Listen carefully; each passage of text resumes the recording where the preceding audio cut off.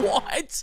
What an insane end to the ball game. My heart is palpitating right now. Are you kidding me? How we doing, everybody? It's your guy Wardy here. We have so much to break down in our latest Mets postgame show because I was amped up to break down a tight victory for the Masons, a Mets team that has dropped 9 of their past 10 games in one-run ball games. Heavy emphasis with not just Swaggy V, not just Juan Soto, but Francisco Alvarez making his return, and I couldn't even update the template in time because Edwin Diaz just did something I don't believe I've seen done since Jeurys Familia back in 2016 or so, and that was to get out of a bases loaded no-out jam in an absolutely insane fashion there in the 9th inning. Oh my God, what an end to the ball game. This is what we talk about when we talk about playoff-type baseball. If your heart is not palpitating, you are not a Mets fan right now. The Mets went into Cincy. David Peterson was batting practice yet again. That is a problem. Buddy has a 6-year ERA over his past 7 starts.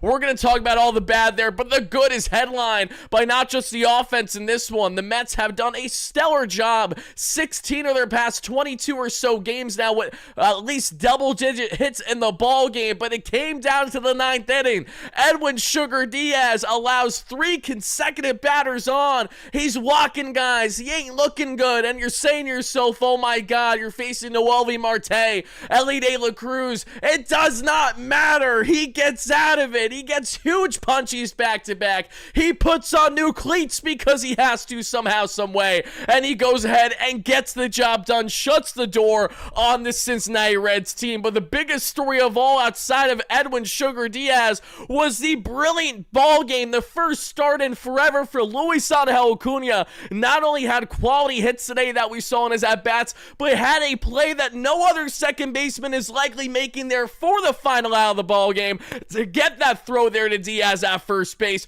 What brilliant defense, what amazing coverage, and what a huge victory. A demoralizing loss for this Cincinnati Reds ball club, and a massive one here for the New York Mets. Spam that like and subscribe button as you guys first chime in live at a replay, everybody. How we feeling, folks? How are we feeling right now on this Friday night? The boys came out, they showed out. It was a tight one, it was a sweaty one, but they went ahead and got the job done. Shout out to all you guys hating those buns. Shout out to our amazing sponsors at SeatGeek that has you covered for all of your ticketing needs. Make sure you utilize our promo code WARDY10. That way you too get 10% off your next ticket purchase. With Mets tickets that you guys can certainly get, NFL tickets with the season beginning already as we speak right now, and everything else in the ticketing space, they have you covered. WARDY10 link down below. And Moomoo, the official trading platform of the New York Mets, but we will get into them later on this one. Guys and gals, do not hold back your emotional reaction right now, your irrational reaction. Or if you guys are calm, cool, and collected, I am really surprised because you're either A, not a Mets fan, B, wasn't watching the ball game, or, you know, C, just a category that I can't fathom right now because that was insane. That ball game from start to finish had everything, right? The Mets got the early lead. They were up 4 early in this ball game. The Reds crawled themselves back. Why? Because David Peterson allows 3 runs there in the 4th inning. Another start where David Peterson just cannot give this Mets team nearly enough quality. Like I said, we're going to get into that in a second, everybody. Steve Long with the $2 holla. Bend but don't break. Diaz, now get me the defibrillator. Seriously, Steve. Thank you so much for the donation, my guy. Lloyd with the $2 holla. Classic John Franco move. Wow, let's go, Mets. Oh my God. I just can't believe that happened. Like, Buddy literally got different cleats put on the mound when he had the bases loaded jam less than 2 out and said, guys, hold up. I got to put new cleats on. We got to figure this out. And I don't know if that was an aversion or what, but it worked because not only did he freeze there in Ellie De La Cruz that we saw for the 2nd out in that inning, but for him to secure the back-to-back outs after it was bases loaded, no outs. I just can't get over this. Edwin Diaz with his latest save now on the season, everybody. He has a 1.83 ERA, and my goodness, my God, my gracious, was that insane. Scott, thank you so much for the $5 holla. I really appreciate that. I cannot believe Diaz got out of that. I still can't fathom it either. I'm trying to comprehend it as we possibly speak right now. I'm not even saying the right words. I apologize. JR, Chad, great member. How we doing in the chat? All you guys, Dave Kaplitz, Mario, how we doing? Yoshima's in the chat. Sean, MD, great member of 23 months. Bro, I had a mini heart attack. I lost years off my life at the age of 17. My anxiety meds are not enough for this. It's okay. Let me try to calm you down because while you guys are all cooped up in your emotions right now, so am I. Let me be a helping hand and let's go through these emotions together. Deep breaths, everybody.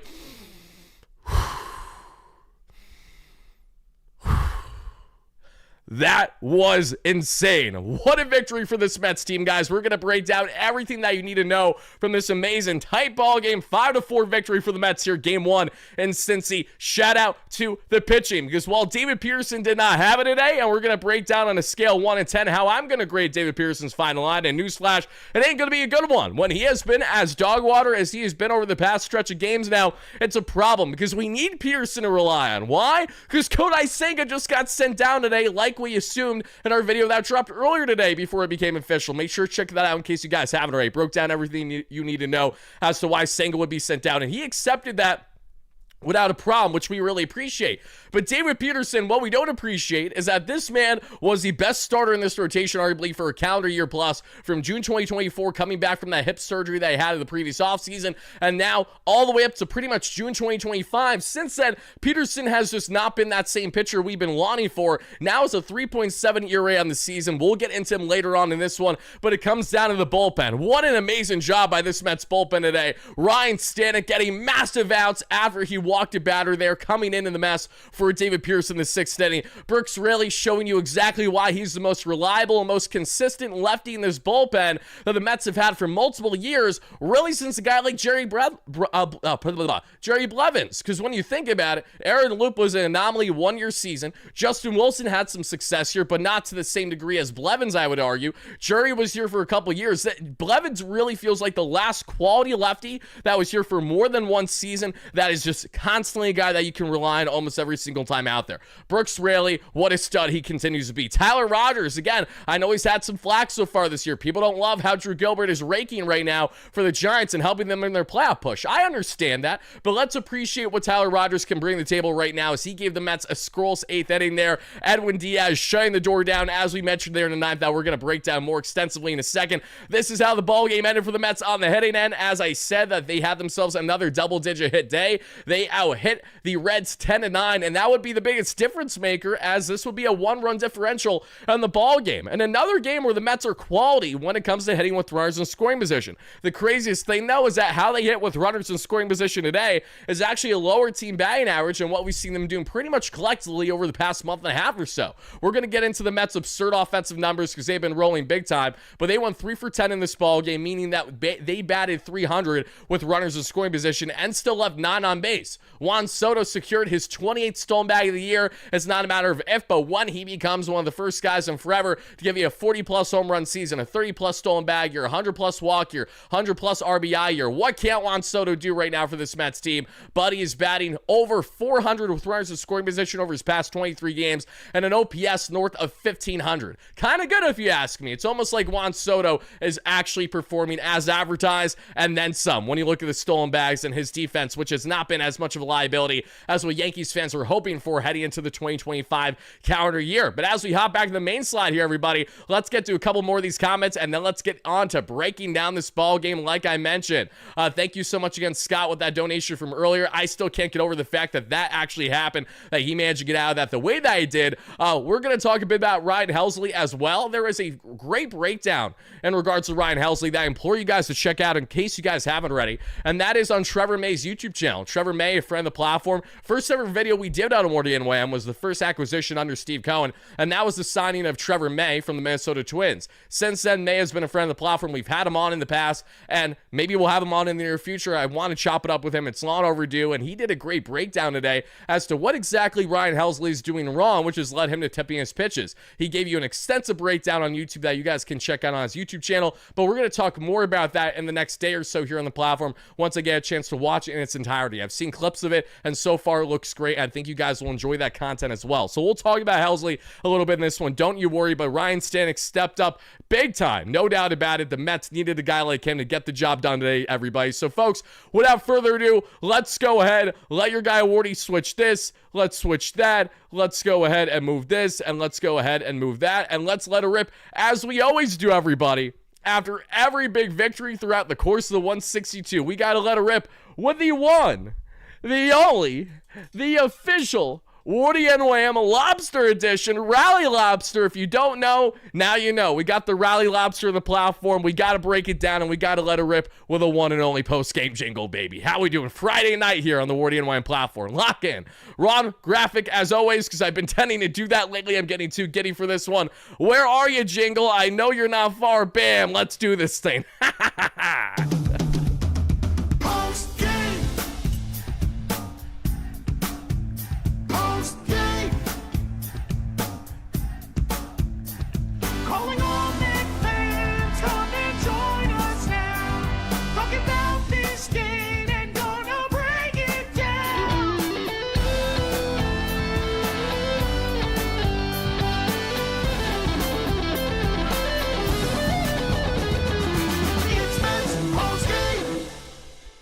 Shout out to my guys, Greg and Jordan, as always, with the official WardyNYM post-game jingle. Love it or hate it, it's here to stay, and it's supposed to be as corny as it is with my little dance, because that's what makes it so fun. We do it after every big victory and have been for well over, I think, at least a year and a half, 2 years now at minimum. That lobster is our good luck charm. Don't worry about why it's here, just know it's here, and know that we have to appreciate it the same way that we appreciate Rally Pimp, Grimace, and all the other things that happen in METS land as we're trying to get vibes going throughout the course of the 162. And Elmo as well. I got Elmo representation for sure because the boys have been vibing since Elmo was at Citi Field last. Don't have it in my current possession right now because my son Shay has Elmo, but next time that I get a chance to grab him and show him, I most certainly will do that here for you guys. We'll have fun with it as we always do. Let me get to these comments real quick, everybody, and then let's get into breaking down this ball game. Wardy spoiled what McLean and Ton games, 100%. Peterson pitched well. Peterson did not pitch well, in my humble opinion. I respectfully disagree on that notion. I thought Peterson had another issue today where he just couldn't get himself out of his own mess there. And again, I don't know if that's as much on Carlos Mendoza for hanging him out there a little bit longer than he wanted him to after he walked that initial batter in the inning. I think you can make a rightful argument. But when we take a look at the amount of pitches that Peterson threw today, it was only 91. So you really can't fault Mendy for trying to get as much length from David as much as possible when he's supposed to be that kind of guy.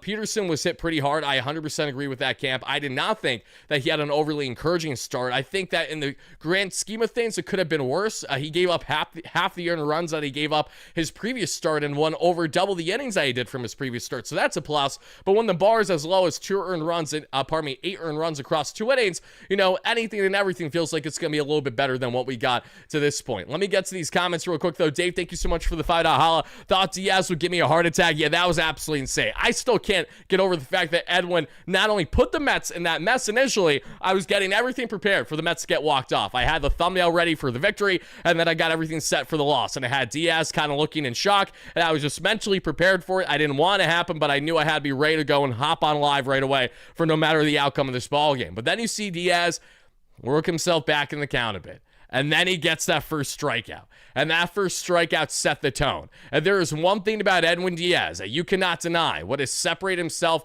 from previous years for the Mets, really, it's these walk years from 2022 to now fast forward 2025. And what they have in common is that Edwin has been brilliant when dealing with runners on base. In this instance especially, just look at how he handled it after having a bases loaded no-out jam. His ability to not only compose himself, but really get himself grounded and get those huge swing and misses on. Mind you, that first strikeout was on a pitch that should have not been bit at whatsoever. He got huge bite there from Mr. Noel V. Marte, if I'm not mistaken, and that set the tone, because how many times have we seen this season Edwin Diaz secure a save, but in the process, he allows at least 1 or 2 base runners on? It almost feels like he needs some type of adversity in order to lock in, because otherwise, he kind of finds himself looking, you know, a little confused out there. It's like he has to know that there's a guy at first that's inevitably going to steal second because he's not going to throw out a guy at all, and basically has to worry about a guy from third base with less than 2 outs right away. That's really the mentality I feel like he's had all year long. Like, his approach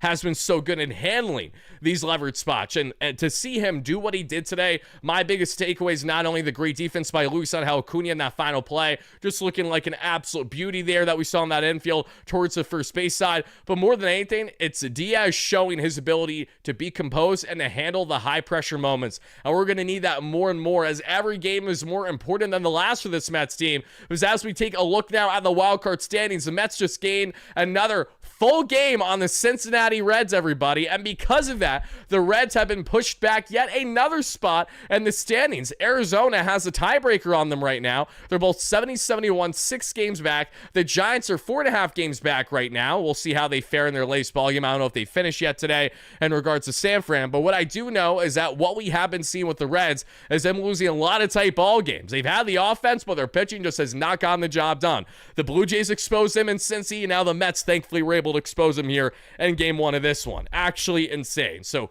great work by the Mets to continue to separate themselves more. Let's win 2 out of 3. Let's take game 2 with Jonathan tomorrow and F it. Let's sweep it as Brandon Sproat toes the rubber for his major league debut this Sunday. And let's find ourselves at least an 8-game lead there on the Reds to finally put the nails in the coffin for their playoff hopes here in 2025. Thank you so much, SR, with the donation. Nemo got robbed. He did get robbed, sadly, for sure. But listen, Nemo still had a productive day for this Mets team. They needed him along with the other key contributions they got offensively, because outside of Nemo, who had himself the RBI today, as well as getting robbed, Vientos, massive game for Swaggy V that we're going to get into. Mark Vientos now, everybody, 7 home runs in his past 13 games. Now also has 9 home runs and right around his past 20 games or so, if I'm not mistaken. So Vientos, even with Alvarez back in the lineup, continues to step up like it's no tomorrow. And Alvarez back with this Mets team, caught the game without a problem for the most part, even though I can't tell you exactly how he fared with his game calling, how much of that was on Peterson versus himself today, as well as what you saw there with the bat-to-ball skills.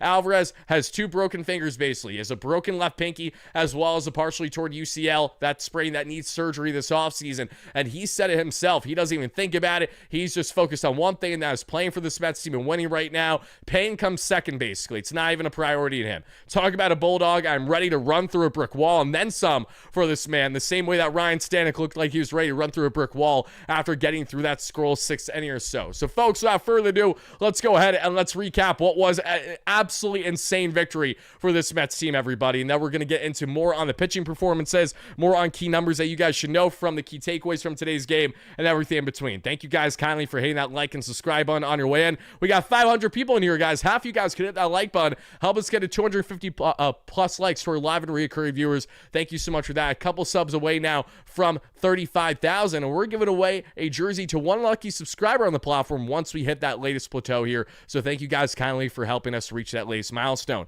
And the first inning, guys, Juan Soto and Lindor got on back-to-back. Lindor with the walk, Soto with the single. Mark Vientos, what does he do? He pokes himself a single there right away to give the Mets the 1-0 lead. That single that we saw stayed in the infield was enough for not only Mark to get on first safely, but for the Mets to get on 1-0 right in the beginning of this ball game. Pete Alonso, crazy enough, was far and away the worst batter for the Mets today. He did not look good whatsoever, and I'm really, really happy to see that Vientos was able to step up after Alonso wasn't able to there. Blindbeard, I sincerely apologize, my guy. You know what? I think I also see 11 with a 2 holla. Peterson equals meatballs down the middle. That has been the case as of late, unfortunately. Thank you so much for the donation, my guy. Let's go up here. Blindbeard, I sincerely apologize. I did not see your donation. I did see a flash show that you did donate. Could you please do me a favor again, Blindbeard, and let me know what your donation was? Just say it in the chat. Don't donate again. Just tell me what your comment was, and I'll be more than happy to answer for you right away. Again, my apologies. Don't send it again. Just text it in the live chat what it was. Just don't donate again is all I'm asking, because that did go through. I just didn't get a chance to see it before it cut off in the live chat, because unfortunately they don't stay there the entire time for me to be able to lock in on them, especially when we have a lot of people in the show. That's the only downside sometimes. Let me just make sure here though. Yeah, okay, yep, I'm looking, still don't see it. Juliet, hey, at least Diaz remembered to cover first base. That is true. Diaz covering first base was vital. If he didn't do that, oh my god, we would be kicking and screaming right now about what the Mets were not able to get the job done today. We will do the post-game jingle again before the end of the live show. You just got to remind me, guys. Simple as that. Thank you so much for chiming in. Let's get into this. Blindbeard, make sure to comment again whatever it was you donated so I can answer properly, my guy.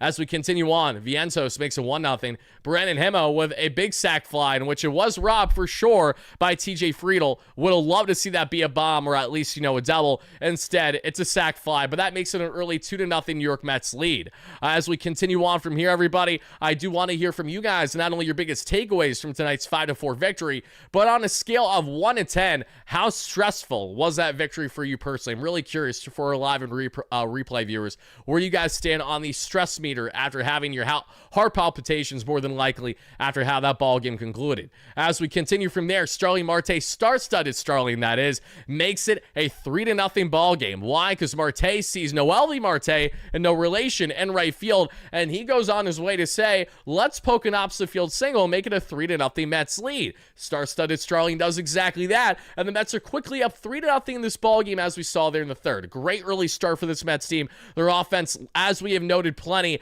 have been unbelievably resilient and have been so good as of late. And expand more on just how good the Mets offense has been, everybody, let's not forget that the Mets basically headed into the series with some of the best offensive numbers in all of baseball right now. Like, they have really been doing a great job in separating themselves. They have the most by like a wide margin. When you look at runs scored over the past month, they're hitting with runners to scoring position is far and away the best in baseball. Their power, their slugging, everything about them has just been jaw-droppingly good. The only other team that's been as good as the Mets offensively, or at least over the past 10 to 20 games, has hilariously enough been Drew Gilbert and those San Francisco Giants. They're averaging like 8 runs per game over the past 11, which is ridiculous. But bear in mind the context, they played batting practice Baltimore Orioles and Colorado Rockies in 6 of those 8 games, at least 6 of those at least 10, or whatever the case may be. So there is some context to be had there. As we continue on, though, let me get to this comment finally from my guy in the chat here, from Blybeard. He says, LFGM, let's go. Diaz has to make it stressful on us. My brother says hello from PSL. Love to hear that, my guy. Hope you're doing well. He's here at my place in NYC. Let's hang out again at a game or play bowling or meet up with Mark and James at Murphy's. Sounds like a date, Blybeard. I'd love to make that happen. Whether that's for our next 40 day that we may do heading into postseason, whether that's potentially for a watch party that we may do at a local bar there in New York, or next spring training. I'm sure I'll see you down there. Either way, we will link again.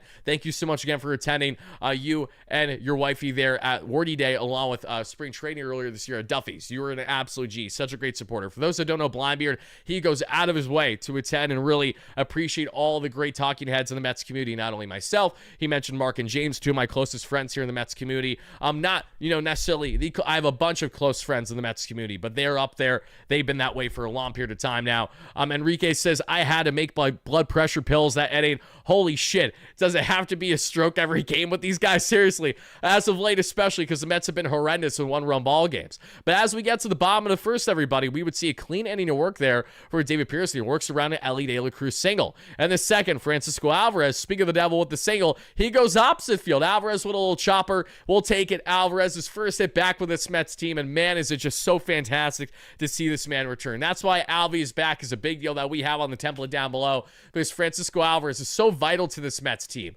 What he was doing in the final month and a half leading up to his initial unfortunate IL stint was brilliant baseball. A 300 average. We're looking at 1,100 OPS. What aren't you getting rather in Francisco Alvarez? Could work on the defense a little bit more. We can agree there, but the bat has just been amazing. And I really hope and pray this guy can stay healthy, because he has been nothing short of so good for the Mets. And if he can continue at all, maybe 80, 85, 90+% of what he was doing before his initial injury to his hand, then I think the Mets are set up greatly on the offensive end, which has been the case for the past calendar month and a half now at minimum. Enrique, thank you so much for the fight. Aha, love you, brother. Really does mean a lot. Hope you were doing well out there. We'll have to connect hopefully next time I get a chance to go out west there to see the Mets at Dodger Stadium. I know we try to make it happen, just missed on the days that we saw this past series, and which sucked because I think the game you attended, they lost, or maybe I'm wrong. The game I attended, they won, but it was a tight one because the Mets were blowing it in the ninth inning, but still ultimately won in the end. And yes, May does show how he's tipping his pitches. That is correct. That's why I said make sure to check out Trevor May's YouTube channel. I'm not going to go and show that entire video. That's his content for a reason, so make sure to check that out. If there's anyone that I think can do a good job on breaking down Ryan Helsley's struggles right now, I'm going to go on a limb and say that Trevor May, former Mets reliever turned fantastic content creator and talking head, might have a thing or two to say about that subject matter, which he most certainly does. And the third inning, guys, we would see the Mets, Mark Vientos, right away. It's high, it's far, and it is gone. His 16th home run of the year, everybody. And a year where Mark Vientos looked like he wasn't even going to get 10, let alone 12 home runs, he's going to F around and finish the season with 20-plus home runs at this rate. He, again, has 7 over his past 13 games or so, 9, I believe, over his past 20. As long as Vientos continues somewhat this kind of pace, he's a guy that's not only going to continue to look great with the bat, but is going to F around and continue to be a above league average batter, a plus player, hopefully, in WAR, obviously, and someone that's going to be raging hot heading into postseason play. We know how clutch Vientos was last year. The one we're getting over the past month has been eerily similar to exactly that. It's more the swaggy V that we've known and built that love and a relationship with over the past calendar year or so. So hopefully we see more of this from Mark. He has been so steady. If there's been one guy that's been reliable with the bat since not only Alvarez went down with injury, but really since, the beginning of August, second week of August or so, it's been Vientos. He has been that guy. There have been a few batters I've been more confident in coming up to the plate to get at least one RBI game the way that I felt with Mark Vientos for, again, the better half of a month and a half at minimum now. Day with a $5 holla. Thank you so much. Acuna, not a big hitter, but his speed and defense should keep him on the Mets for playoffs. I mean, that's why the Mets have him here, right? The Mets gave Acuna the rare start today that we saw in the infield, and he blossomed. He took advantage of that opportunity. That's great to see. Also helps keeps the Mets fresh as well. We know how much of a Swiss Army knife he is when it comes to the great base running, as well as his ability to obviously poke a single or a double opposite field the way that he did tonight. Edward with a $20 holla. Thank you so much for that, Edward. Man, I'm getting old quickly. At this rate, I will be 100 at the end of the offseason. Yeah, listen, the season's long. This is the nature of the beast when you're a diehard baseball fan. You go through all the ebbs and flows for sure. But the good news is that we are in the home stretch. There is less than a month left to play here, everybody. So let's get into what exactly is happening with the Mets and this big victory and what they can do now going forward, looking for that series sweep not only tomorrow, but hopefully securing it on Sunday with Brandon Sproat turning the rubber after a Game 2 victory. Why does Wardy see so chill today? I prefer this version because I'm not going to be screaming my head off the entire live show. I'm amped up, especially to begin it. Don't get me wrong, but I don't think anyone's going to enjoy the fact of me kind of going bananas the entire way for an hour. Like, this was a great victory, but this was a sweaty victory. This was not a victory where I was like, oh my God, the Mets played their best baseball of the season. No, this was a gritty victory, a hard-nosed victory after the Mets had themselves a 4-run lead in this ball game. For the Reds to rally and get as close as they did, and for Edwin Diaz to all give us heart palpitations to the degree that he did, I think that's why we had our initial reactions heading in this one, especially kind of sweating bullets, like, oh my God, that actually just happened. And it did. But as we continue breaking down this ballgame, everybody, we would see the Reds start to retaliate. TJ Friedel with his 20th double of the year in the bottom of the fourth. Noel V. Marte makes it a 3-run ball game as he would have a sac fly to drive in TJ. In the fourth, Francisco Lindor with a 2-out double, his 30th of the year, and back-to-back doubles with 2 outs for the Mets. Brilliant hitting for the Mets. Juan Soto continues to salivate as he sees hitters with runners in scoring position. His 17th double of the year there for Juan Soto, but that was another big RBI for Juan, who is now up to how many RBIs on the year? Juan Soto, the one and only, is now up to 92 on the season. 37 home runs, 92 RBIs, 28 stolen bags. Have yourself a first year in Flushing, Queens, Mr. Soto. In the bottom of the fourth, we'd see Spencer Steer get on with a single. Then after the challenge, Tyler Stevenson unfortunately had his 16th double of the year, and that made it a 2-run ball game, and it would come a couple runs there for the Reds right away, and that sucks so much. We saw that the challenge the Mets made there unfortunately wasn't going in their favor, and the Reds put themselves right back in this ball game, neck to neck here with the Mets. And then it's a 5-4 ball game because Ke'Bryan Hayes, coming over from the Pittsburgh Pirates, stayed in the NL Central, however, this year.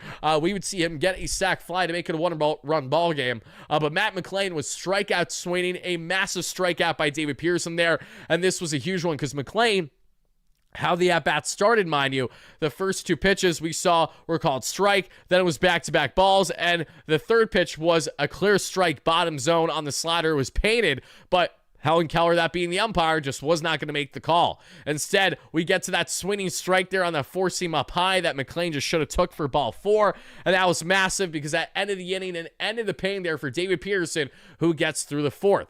As we then find ourselves getting to the 5th inning, everybody, and Juan, thank you for the donation. I'll get to that in a second. And the 5th, we would see WardyNYM with a 1-out single. Then Sterling Marte's absolutely robbed by Austin Hayes there in left field. I know Marte can respect that from one corner outfielder to another, but that was just ridiculous work there by Austin Hayes, the former Baltimore Oriole, and for a cup of coffee last year post-trade deadline, Philadelphia Philly. Jeff McNeil, more like Jeff McHitz, gets on with a single, so you got 2 runners on there for the Mets in this inning, but they could not get more going. Alvarez would fly out there, and that'll do it there for the 5th. On the bottom of the 5th, it's a 1-2-3 there for David Peterson. So, folks, as we get ourselves now to the 6th inning, we would see Francisco Lindor with a 1-out walk, and then we would see the throwing error that we would see on the pickoff attempt allowed Lindor to get from first to second. Soto gets on with a walk, so Pete Alonso has 2 on. What's he going to do with less than 2 out? Well, he's going to ground into an inning-ending double play, sadly, for his National League leading 23rd double play, if I'm not mistaken at this point, if not 24th. He leads by a good margin out of the National League right now.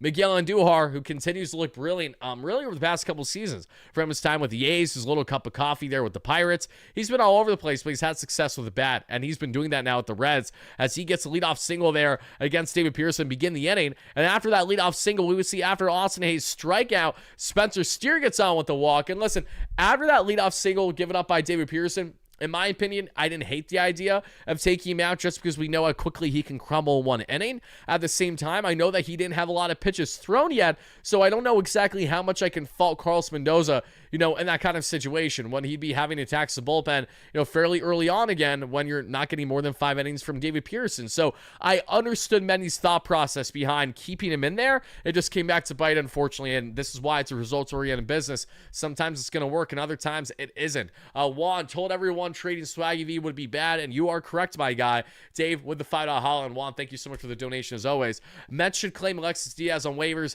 Unfortunately, Alexis Diaz has been so bad, I don't think the Mets are even going to sniff there. If the Dodgers pitching lab can't seem to fix him, while I have more confidence in the Mets lab to do something, because the Mets lab, by all accounts, is a better pitching lab than the Dodgers, and I'll say that, and here's why. If you look at the Dodgers, they are nothing more than an organization that maxes out every single pitcher that they have until they completely blow out their elbow for a Tommy John or their shoulder. They're so emphasis. They have heavy emphasis right now on velocity more than anything because they know velocity is what causes great success in today's game. But it comes at the demise of pitcher health. And you can clearly tell how much the Dodgers have struggled to develop their homegrown pitching talent, which is why they've been heavily reliant on big splashes every single offseason for the rotation. With the exception of Clayton Kershaw, who obviously is not the Clayton Kershaw that he used to be, there really isn't a whole lot there that you could say that, oh yeah, the Dodgers got that right with their development. Far from it, I would actually argue. And that's why I think the Mets might be able to figure out something about Alexis Diaz, but Buddy has fallen off a cliff. He's been throwing meatballs, and he just does not look like he's in great shape either. Just everything about Alexis Diaz this year has been no bueno, and that's why the Mets aren't going out of their way to try to land him right now, even as he was designated for assignment most recently by the LA Dodgers, the former Cincinnati Red. As we continue on, and Wander Suero will probably pitch tomorrow. You're right. I don't think you're wrong for saying that. As we continue on from here, though, everybody, we would see Spencer Steer with the walk, and then here comes Ryan Stanek. Stanek would strike out Tyler Stevenson. Then he somehow, someway walks Ke'Bryan Hayes. When Ke'Bryan Hayes has a noodle of a bat, all you need to do is challenge the guy, and you would have been fine. Instead, Ryan Stanek shaking in his boots. Bases loaded. What does he do to Matt McLain? Matt McLain yet again strikes out to end the inning. This was a huge strikeout of McLain. Another big one where to begin the inning, we saw, again, it's a 1-2-3. He gets him to bite on a slider that was nowhere close to the zone. Matt McLain cannot handle off-speed and breaking pitches to save his life, and the Mets go on a strand bases juice there to keep it a 1-run lead for the Amazons heading into that 7th inning. Bulldog move there by Ryan Stanek to get out of that jam unscathed and help out David Pearson in the process. Now, David Pearson, as we mentioned, everybody, we're going to talk more on his final line here in a second. Let's get on to wrapping up the live show. Not live show, but rather our game recap here, because as we continue on, everybody, we would see it's a 1-2-3 for the Mets offense on the top of the 7th. They could not get anything going, unfortunately. We're robbed. There were some great defensive web gems that we saw by the Reds on their infield and outfield today. That is something to bear in mind for sure. In the bottom of the 7th, we saw Brooks Raley come in and get back-to-back strikeouts on Noelvi Marte and Ellie De La Cruz to end the inning. Brilliant job. Noelvi Marte's strike call was very borderline. You could argue that that should not have been a called strike, but you know how umpires are nowadays. They're just so fickle. Ellie De La Cruz got caught on a check swing there. Brooks Raley, as I mentioned to begin the show, I'll say it again, I cannot think of a lefty reliever that's been as this consistently good and this reliable over a multi-year span than a guy like Jerry Blevins. He's the last lefty reliever I can think of, because over that span, the Mets have had a couple lefties. Aaron Loup is an anomaly of a one-year season, though, across like 60 innings.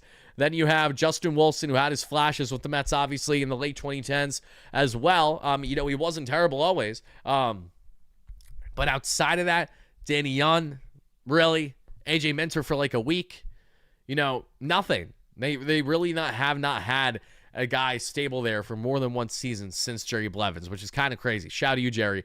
Hope you're doing well, my guy, if you come across this at any point. But as we continue on, everybody, we would see that is a scrolls inning there for the Mets, and that was huge for Brooks Raley. In the 8th inning, we would see Luisangel Acuna with a 2-out opposite field single, and he would promptly steal his 14th bag of the year there. Lindor then gets on with a walk, but that's all she wrote. As we then head to the bottom of the 8th inning, what do we see in the bottom of the 8th inning? We see Tyler Rogers come in. He gives up a leadoff single to Gavin Lux right away on just a chopper that got right over Rogers' head that he could not reach for, even with his big frame. Hayes would strike out Sweeney, huge strikeout on Austin Hayes, a pop out on Spencer Steer in the infield, and then a pop out on Will Benson. That is the Tyler Rogers that we know and love, and that is exactly the kind of man that the Mets traded for. So shout out to Tyler Rogers for looking more as advertised as what we saw in the Squirrels 8th inning for this Mets team today. Setting the stage for the 9th, where the Mets could not get anything going. They went down in order to Emilio Pagan, 1-2-3. At the bottom of the 9th, this is where things get absolutely insane again. Edwin Diaz gives up that leadoff single right away to Brian Hayes.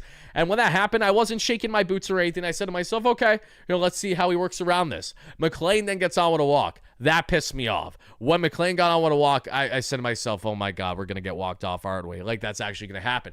Then the TJ Friedl walk just felt like it was prolonging the inevitable here. And then we would see the delays, right? Because Noelvi Marte strikes out Sweeney on a horrendous pitch that you should not have swung at. Nasty slider down and away there on Marte. Insane work. Then there's the on-field delay, right? And the on-field delay continues for a decent stretch. That on-field delay with Edwin Diaz's shoes was insanely important, because not only does Ellie De La Cruz get called out on strikes, then I don't know how he freezes, but he somehow freezes on literally Hainer, middle. It's fastball, middle for the most part. A little down, but 99, just gas. I guess he was expecting something else there. And Gavin Lux then grounds out, all thanks to Luisangel Acuna's brilliant play down by first base to get the throw to first base, that being in Edwin Diaz.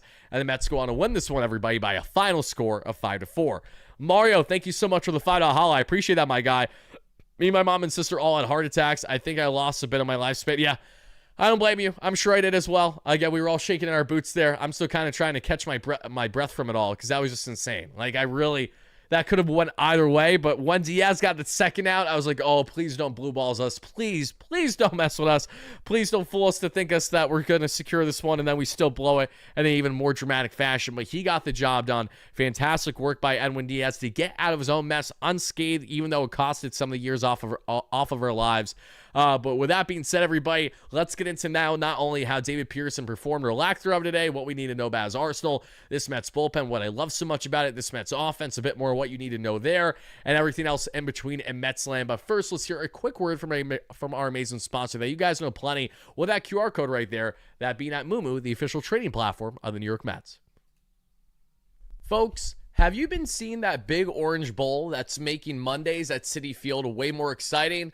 I'm talking about our amazing sponsor on the platform at Moomoo. As the #1 Mets channel on YouTube, I absolutely love to break down stats, analysis, really getting into the nitty-gritty numbers, and that is why I love so much Moomoo, because they do exactly that with that same analytical approach when it comes to investing. It's a trading platform with professional grade tools and premium research that other companies usually charge a pretty hefty price for, all come for free when you sign up as a customer with Moomoo. But folks, that's just the tip of the iceberg. And thanks to Moomoo's partnership with our beloved New York Metropolitans, all Moomoo customers can get free tickets to any and every Mets home game on a Monday throughout the course of the season. That's right, folks. free baseball all season long for the greatest fan base in sports. Not to mention Moomoo Millions. If the Mets pull off 100 wins this season, one lucky Moomoo customer is going to come out winning $1 million.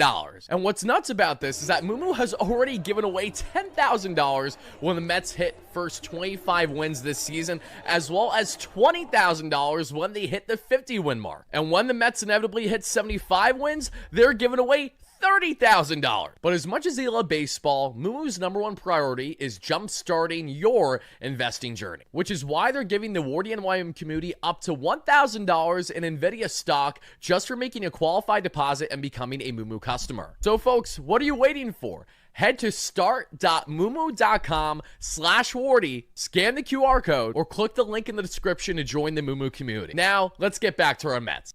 Alrighty, folks, let's continue our conversation and let's get into more on the Mets pitching like I mentioned. Continue to hit that like and subscribe on as well. If you guys are enjoying our late night Friday, late night evening post-game show here on the WardyNYM platform presented by SeatGeek and Moomoo, as you guys know. But David Peterson, let's get into him and what we were liking versus not liking today. I will say again, while I wasn't overly encouraged by David Peterson today, I did appreciate the fact that he did not get rocked early and often by this Reds team. It would have bothered me 10 times more if he was giving up runs like every single inning. This was just kind of more prototypical of what we expect. Kind of has that one inning that inflates things that we have seen what feels like every single Mets starter for the most part.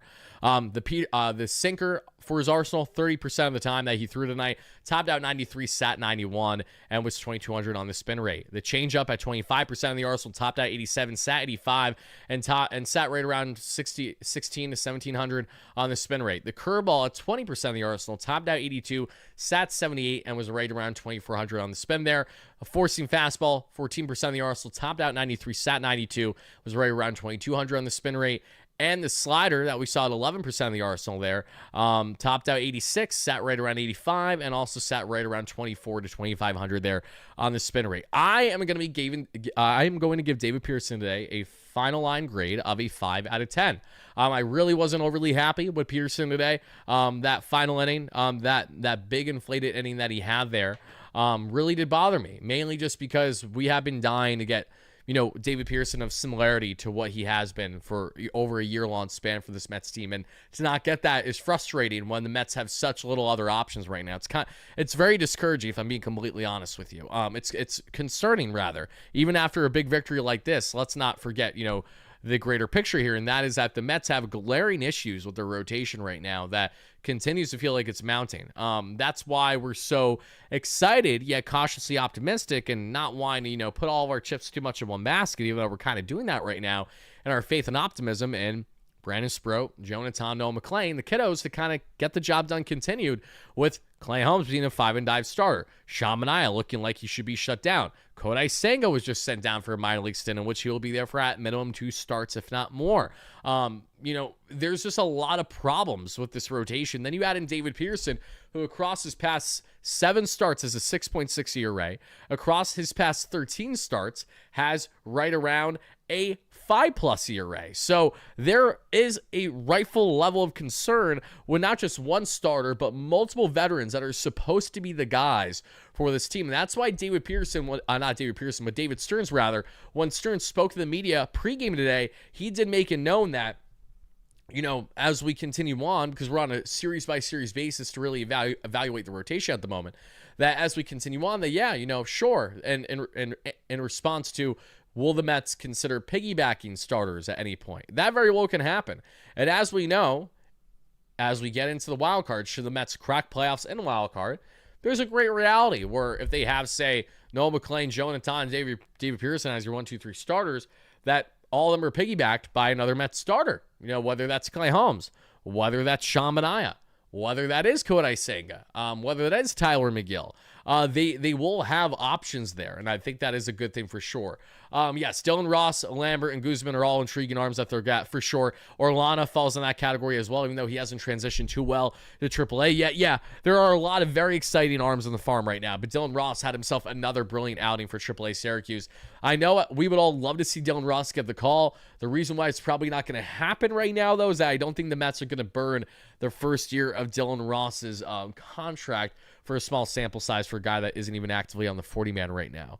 I think that's the main thing that's kind kind of holding them back from going the lengths to do that. I think the Mets are still comfortable with the reliever options that they have right now, even though I think Dylan Ross is worthy of being considered at this moment with the way that he's continued to dominate in AAA for the Mets and Syracuse at the moment. But that's what you got on the Mets pitching end. And the bullpen grade, meant to say that. Stanek, Raley, Rogers, Diaz, they get a 9 out of 10. The only reason why they don't get a 10 out of 10 is because Edwin Diaz took years off our life. As we get on to the hitting, let's talk about it. The Mets hit the Reds 10-9. They had an expected batting average of 256 to 224 there of the Reds, and Lindor had himself a 1-for-1 game, 2 runs scored, a double, and 3 walks. 266 average, 799 OPS. Juan Soto, 2-for-4, a double, an RBI, his 92nd of the season, a 261 average, and a 924 OPS. Alonso, terrible game at the plate, 0-for-5, 2 strikeouts, 269 average, 865 OPS. Vientos, another great game for Marky V, his 16th home run of the year there, 2-for-4 game, 2 runs scored, a home run, a pair of RBIs, 245 average, 739 OPS. Brett Beatty, 0-for-1, 251 average, 736 OPS. Nemo, 1-for-4 with the RBI, 266 average, 784 OPS. Marte, 1-for-4, RBI, 275 average, 773 OPS. McHitz, 1-for-4, 265 average, 810 OPS. Cedric Mullins didn't get an at-bat. He just came in for defensive replacement. Francisco Alvarez is back, 1-for-4, 265 average, 781 OPS. Luis Angel Acuna, 1-for-4 there with a stolen bag, as was the case as Soto, 242 average and 581 OPS. Mets offense did what they need to do today, and as we have said for what feels like at minimum a month now, offense really has been far from the Mets issue, which is really exciting to say. Finally, the offense is no longer the Mets issue, at least for the most part. But now they need to find stability with their rotation. That goes without saying. And it's going to be pivotal. It's going to be vital for the Mets to get some structure with their rotation as they head into not only the remainder of the series, where there's a lot of question marks as to how a guy like Jonathan and Brandon Sproat's going to fare in this batter's box. You know, there's a reality where one of, if not both of them, get rocked. And listen, if it happens, it happens. It's not the end of the world. It's going to suck in the interim. But I'm mentally preparing myself for, I'm an optimist. I'm heading into tomorrow's ball game expecting a victory, expecting Jonathan to be the better pitcher of the two between himself and Brady Sander. But at the same time, anything can happen for a guy just making his second career start, especially his first career start on the road. But listen, speaking of the road, that's a very important thing to mention because the Mets have been a horrendous team on the road this season, and they have been well below 500. As of now, after this victory tonight, the Mets are still currently on the road 31-38. So pretty much the Mets are going to need to secure a solid winning streak on the road to finish the season with a positive win-loss record on the road. They just have not been nearly as clutch there, but it appears that they're finally starting to show more of that clutch gene. They're showing that no matter if they're home or away, they're going to get the job done, and they have to. They have to get the job done because there is no margin for error for this Mets team that we have been saying constantly over the past number of weeks now. So big victory. Very happy the Mets got this job done, everybody. We're going to continue on our live show now for everybody that's watching on a live, but to all of our replay viewers, we're going to be cutting things off here in just a second. Before I get out of here, however, I'm just going to double check and make sure that I did not miss any key statistic that I thought would be fun to relay to each and every one of you. I do not believe that I did. So yes, Mets hang on. They win this one by a final score 5-4. Everyone watching live, let's continue on the live show. We'll get to some comments as well from Carlos Mendoza, maybe some other key players, Francisco Alvarez, Edwin Diaz, to a certain extent. We'll hear what they have to say. If there's any comments, questions, and concerns that you guys want to hear from me, most certainly ask away. I'll be happy to relay to each and every one of you. And everyone watching live, let's continue the live show. But people on replay, thank you so much for watching. Hit that like and subscribe on your way out. This is your guy Wardy signing out. Peace out, folks.